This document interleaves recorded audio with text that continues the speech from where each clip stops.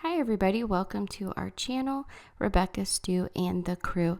I'm Rebecca and today we're going to make this 10 by 10 sign.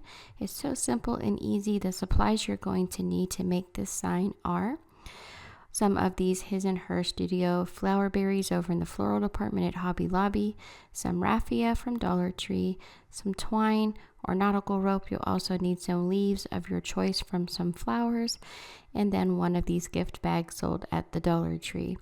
You're also going to need a small piece of sandpaper or an emery board, and then a wood panel from Walmart that is 10 by 10, and then you're going to need a furniture scratch marker and some gray paint to match the gray on the gift bag. We're also going to use some scissors, a pen or a marker to trace the bag. We're also going to need some hot glue, some Mod Podge, and a paintbrush. And last but not least, a staple gun so that we can attach the hanger. So let's get crafty. The first thing we're going to do today is we're going to take the little silk ribbon off of the gift bag at the top, and then we're going to trim down the one side of the bag right in the center of it, and then we're going to pull the bottom of the bag open, take that piece of cardboard out so we can flatten the bag and finish cutting this bag into two pieces. The beauty of these gift bags is that you get two pictures out of the bag, so you can create two of these projects. So it's great if you do crafting for like craft fairs and things like that. But we're just going to make the one today, so I'm going to go ahead and set this one aside.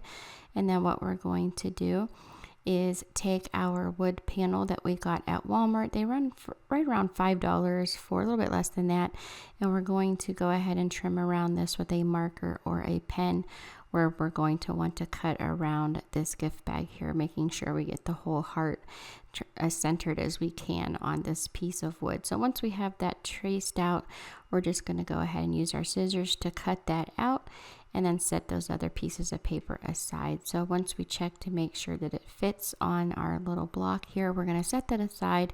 And then I chose to use the cherry and the walnut markers from Dollar Tree because it matched the wood grain on the bag the best. So I just do a light coat on the sides all the way around, and then I went ahead and I did about just the width of the ruler all the way around the wood panel here. Now you don't have to do as much as I did because I ended up having to go back when I was done. I wasn't sure how much I was going to sand this down, so I just did it pretty wide all the way around.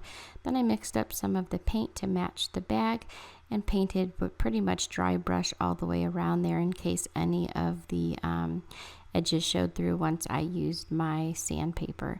So now using some Mod Podge, I'm going to coat this really well all the way around, paying special attention to the edges to make sure that those corners stay down.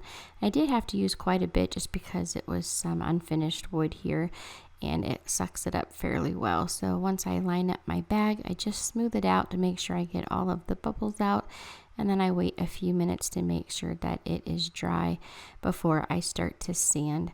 So I just take the edges and rough that up as much as I can. It's getting rid of all those black marks from the marker that I used to trace around the bag. And we're going to do this all the way around those edges. Now you can sand this as much or as little as you want.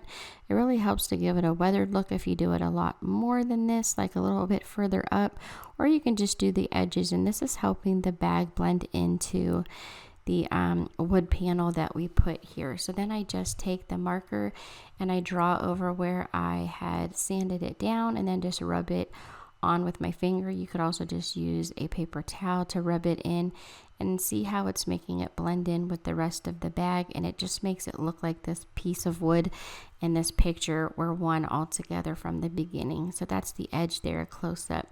So once I have that all done and the scratch marker has dried and everything's dried on the sides and things, we're going to go ahead and do our second coat of Mod Podge to seal this all up. So you don't need as much on the top layer as you did the bottom layer.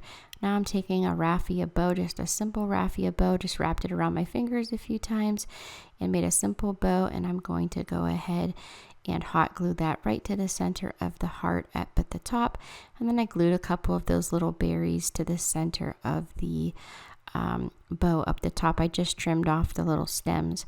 Now we're going to put a few little leaves there, and we're going to put some berries in the center of our leaves. I just take one sprig of the berries, fold it in half and twist, put a little line of hot glue down the center of one of the leaves I cut off of these flowers that I had just laying around the house.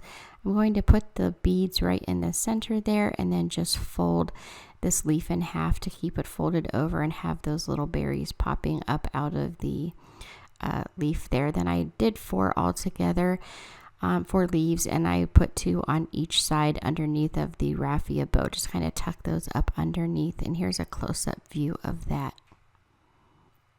Now I'm going to take some twine or nautical rope. I actually used nautical rope that I twisted or untwisted so it wasn't as thick.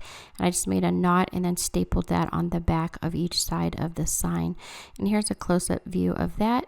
And here's the whole sign completely finished. I just love how this turned out. It has a real farmhouse feel. It's really pretty. You could leave this up in the spring. You can leave it up in February, really all year long.